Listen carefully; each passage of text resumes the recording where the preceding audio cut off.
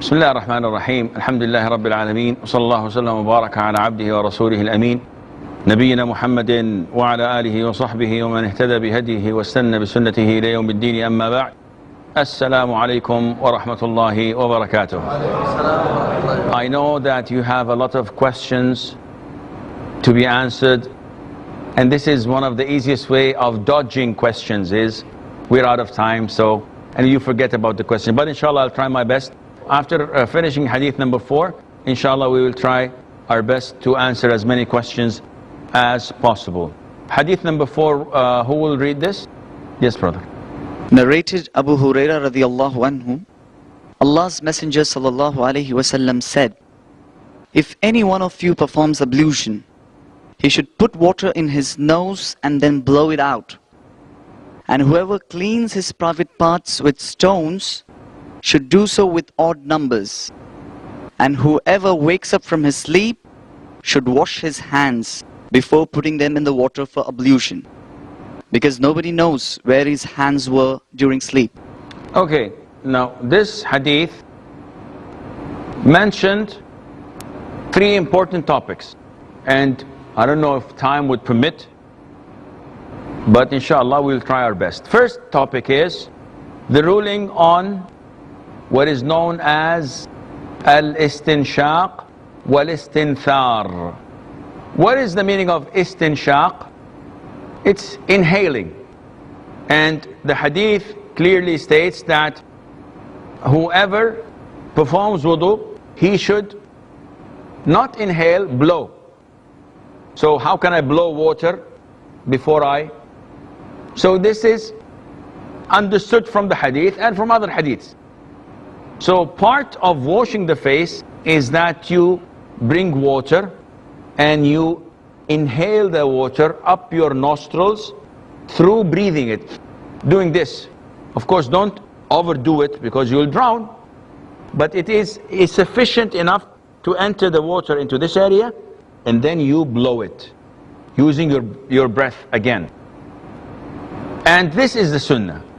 And the Prophet is telling us, alayhi salatu wasalam, that when you wake up, when you perform wudu, you should do this when doing the wudu.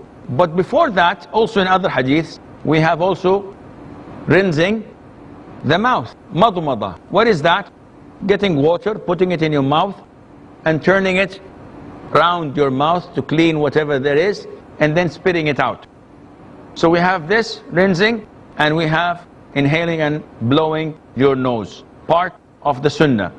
The majority of scholars say that they are sunnah, not mandatory. Madhab Imam Ahmad ibn Hanbal say that it is mandatory. Why?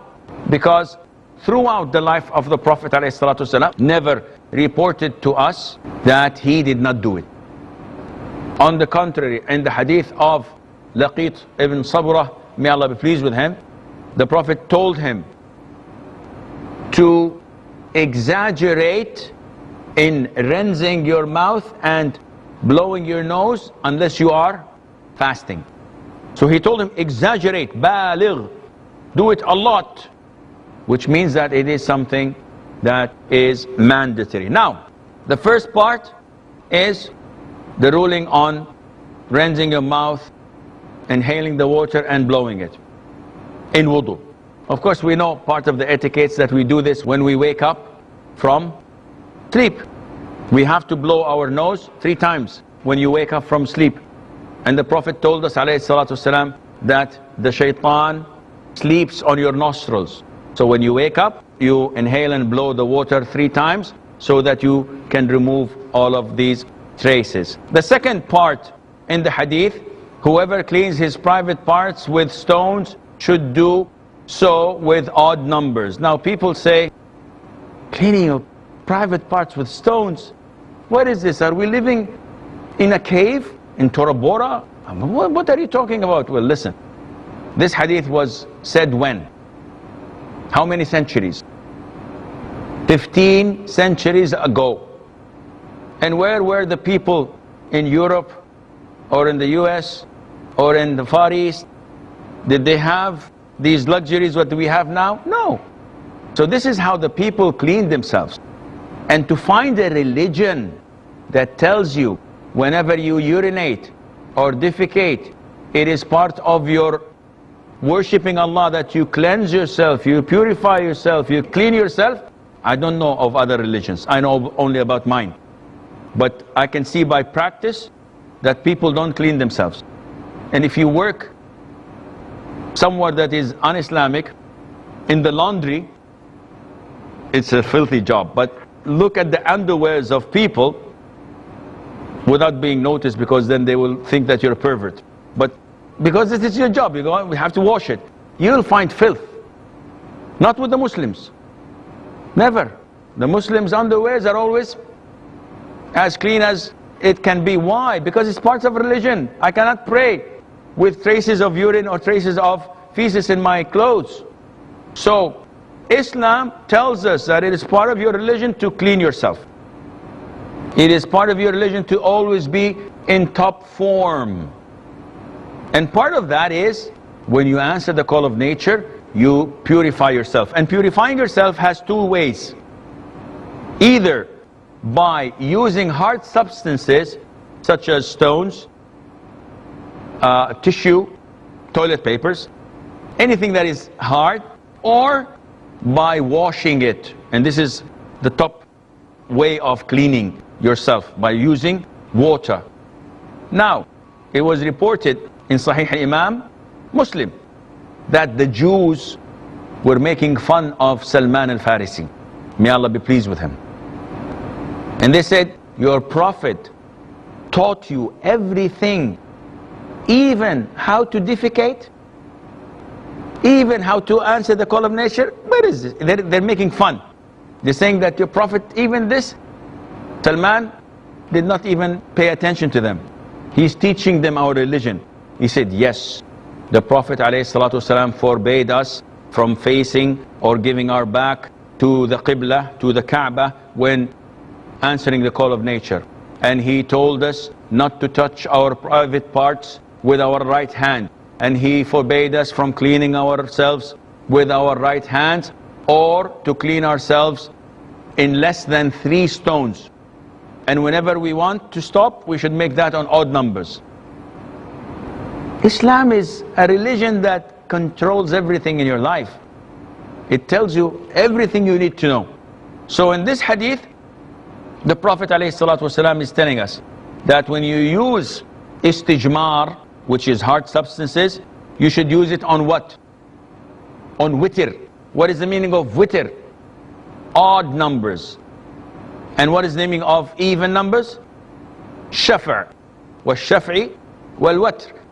Witr is 1, 3, 5, 7, 9, 11, etc. And Allah is witr, one who has no second.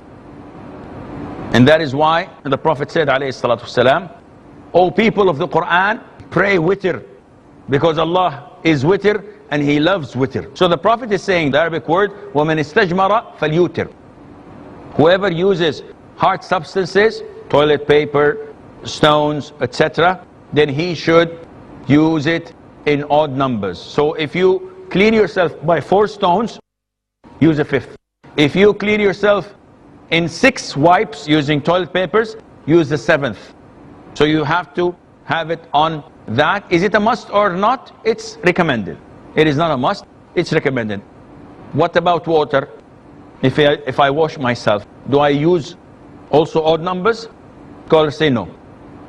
Because water purifies by itself, it cleans by itself, and it's not a number of wipes, so you clean yourself with water. And when urinating, it's simply enough to pour water after you finish urinating. When you're defecating, it's different. You have to wipe, and you have to follow the sequence that we have just mentioned.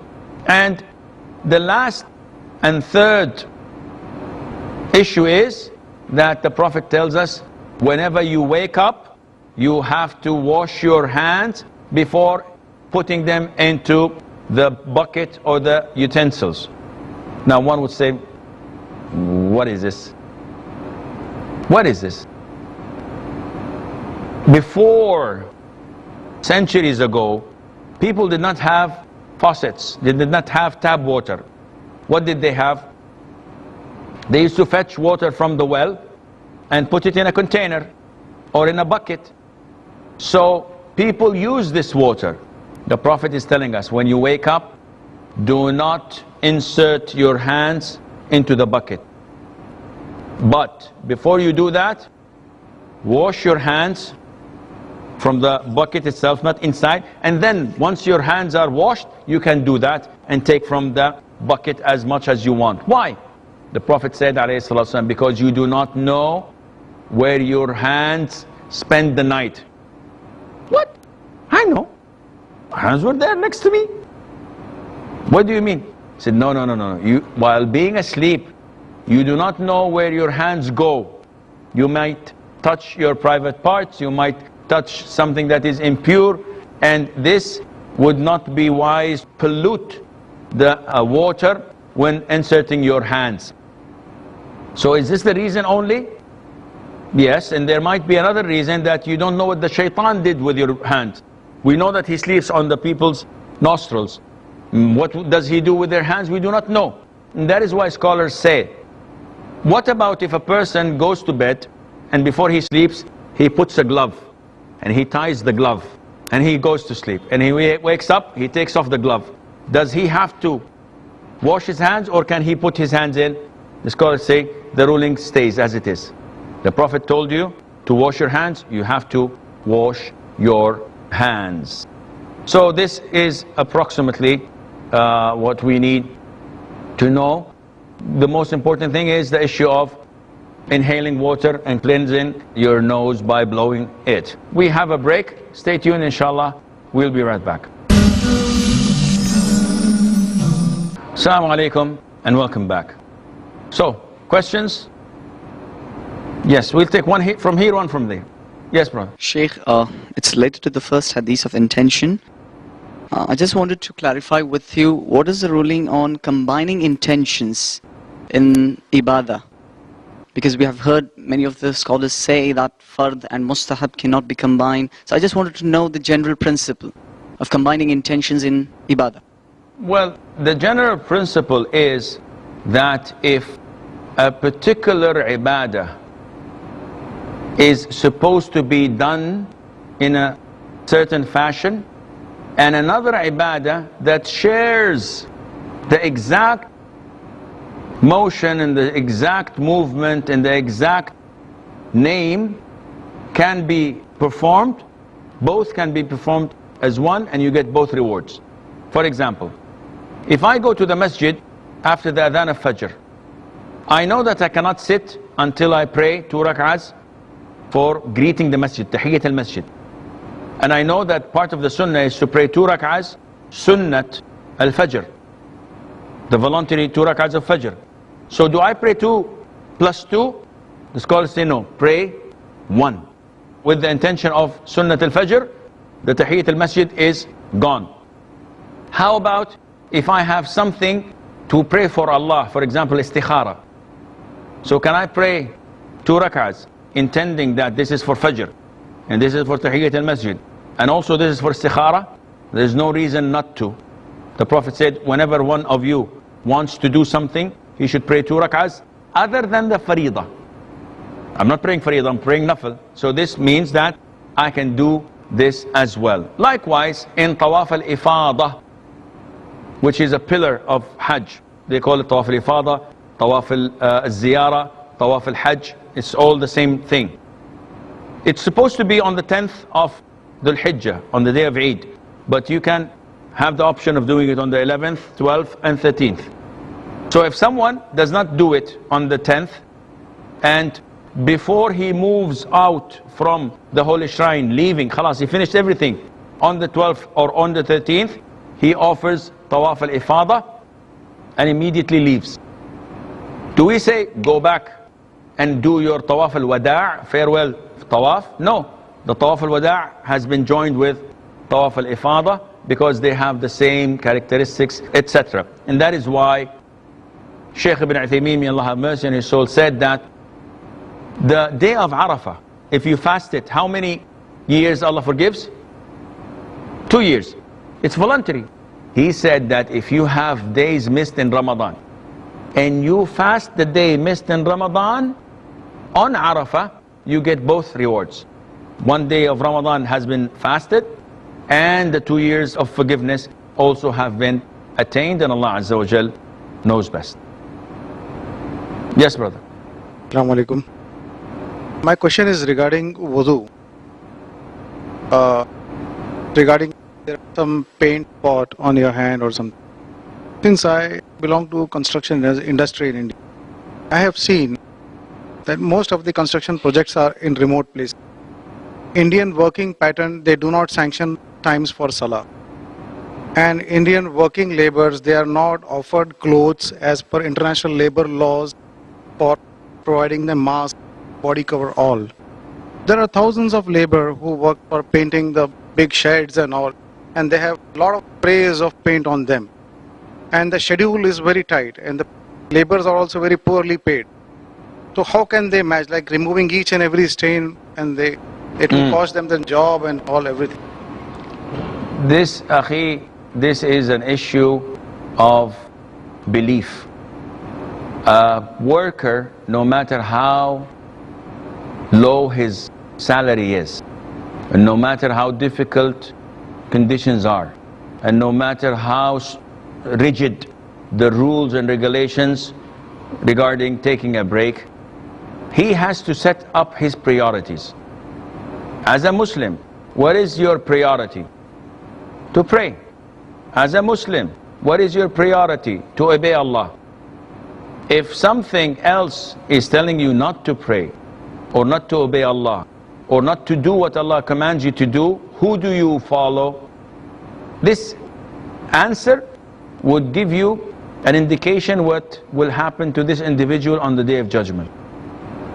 We have to set the record straight by us Muslims being the top of our fields, our profession, whether we're laborers, whether we're professionals, doctors, engineers. By being the top, we can ask for favors. But if we're lazy, if we're not doing our job on time or in the best of quality, then when we ask people to give us 5 minutes break to pray, they will not give us. Well, tough luck. You have to stop and pray. And you have to clean yourself, because this is the religion of Allah Azza wa Jal. If you give in, if you surrender, if you're weak, if you compromise your religion, this will happen in fasting. You're not allowed to fast. Oh, I have to work, I will skip fasting. This will happen with your hijab. If you're a sister, take off the hijab. This would happen with your modesty. You have to compromise. Your boss likes you, if you're a woman, or if your boss is a woman, and you have to do this, you have to do that. When do you draw the line? When do you say that, no, I can't, this is my religion? You have to know where things have to be done, and inshallah, whenever there's a will, there's a way. Whenever you have full trust in Allah and you depend on Him, Allah will make a way out for you, as Allah says in the Quran, وَمَن يَتَّقِ اللَّهِ يَجْعَلْ لَهُ مَخْرَجًا. Whoever fears Allah, Allah will make a way out for him. Not only that, وَيَرْزُقْهُ مِنْ حَيْثُ لَا يَحْتَسِبْ, and He will grant him provisions from sources he was not anticipating. This is in the Quran. Now says, yes, but I get my check from my manager. You get your check from Allah. Depend on Him, and He will give you all what you need, and Allah knows best. Yes, brother. Assalamu alaikum, Shaykh. You just mentioned about fasting, a missed fast in Ramadan on the day of Arafah, and getting the benefit of both. Just kind of a question related to this, that if I entered the masjid when the iqamah has been given for the Fajr prayer, and it's fard, so can I have the intention of praying the greeting of the masjid along with the Fajr? Or, you know, if it's a fard act which I'm doing, I can't combine it with anything else. True. With fard, you cannot combine anything else. Therefore, if you go to Fajr prayer and the iqamah is given, can I pray? I've seen a lot of the brothers here in masjids, when the imam is reading in the first rak'ah of Fajr, they don't join. They go and pray 2 rak'ah sunnah of Fajr. Their prayer is invalid. and they're sinful. The Prophet said, ﷺ, whenever the prayer has been called for, there is no prayer except the faridah, the one that is being prayed. After you finish Fajr, pray your 2 rak'ahs of Sunnah. But to join intentions with the faridah, no. Fajr is Fajr. You cannot combine to it any other prayer. Yes, brother. Assalamu alaikum warahmatullahi wabarakatuh. While watching news channel or any channel which is going wrong, Okay. say for example, if we are watching news channel, the news anchor will, chances are there that anchor is lady. Okay. So, Okay, I get your My- question. The brother is yes. asking, by looking to the opposite sex, does this nullify my wudu? And this is one of the beauties of fiqh, is once you master something, you don't need someone to tell you. While we will take, inshallah, we will learn that the things that nullify wudu are the 5 that I've mentioned to you. Passing wind, urinating, defecating, or anything that comes out of your private parts. Sleeping and eating camel's meat. So, if someone says, okay Sheikh, what's the ruling on smoking? Does it nullify my wudu? Talk to the hand. Meaning, these are the 5. Is smoking there? No. Talk to the hand. Then it doesn't, that does not mean smoking is halal. Okay, alhamdulillah, if it doesn't nullify wudu, give me a cigarette. No, it's haram. But it does not affect your wudu. One says, okay Sheikh, I performed wudu, but I wasn't wearing any clothes. I was in the bathroom alone, I was nude, I performed wudu. Does this not nullify my wudu? No. One says, what about touching women? Does this nullify wudu? This is something of dispute among scholars. But we will come to that, and the most authentic opinion is not. Okay, what about touching my private parts? Again, this is something that is an issue of dispute among scholars. We will come to that. So, by knowing these things, anything else that comes in, you can easily answer yourself. And to answer your question, yes, looking and watching or seeing something of the opposite sex is not permissible unless under the guidelines and exceptions that we have in our religion. But watching a film or watching a TV series, and this is not permissible. However, it does not affect your wudu. Unless you see something so exciting that something comes out of your body, you discharge something, this in case falls under the 5 categories, and then you have to offer wudu. I'm afraid that this is all the time we have. Until we meet next time, bi amanillah, wassalamu alaikum wa rahmatullahi wa barakatuh.